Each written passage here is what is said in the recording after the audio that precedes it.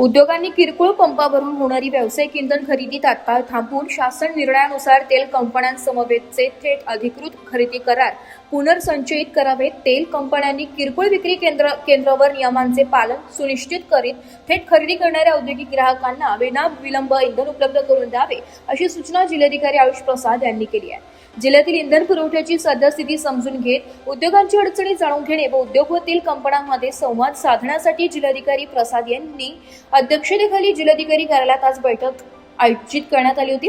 त्यावेळी ते बोलत होते। यावेळी जिल्हा पुरवठा अधिकारी रमेश गायकवाड, महाराष्ट्र औद्योगिक विकास महामंडळाचे प्रादेशिक अधिकारी दीपक पाटील, जिल्हा उद्योग केंद्राचे महाव्यवस्थापक चेतन पाटील यांच्यासह विविध औद्योगिक संघटनांचे प्रतिनिधी, सार्वजनिक क्षेत्रातील प्रमुख तेल कंपन्या, Indian oil corporation limited, Hindustan petroleum corporation limited, Bharat petroleum corporation limited वरिष्ठ प्रतिनिधी उपस्थित होते। जिल्हाधिकारी आयुष प्रसाद म्हणाले की खरीप हंगाम आणि तातडीच्या गरजा पाहता जिल्ह्यातील शेतकरी, सर्वसामान्य नागरिक आणि वाहनधारकांना पेट्रोल व डिझेलचा पुरवठा कोणत्याही परिस्थितीत कमी पडणार नाही याची दक्षता घेण्यात येईल। तेल कंपन्यांनी किरकोळ विक्री केंद्रावर नियमांचे पालन सुनिश्चित करावे आणि थेट खरेदी करणाऱ्या औद्योगिक ग्राहकांना विनाविलंब इंधन उपलब्ध करून द्यावे।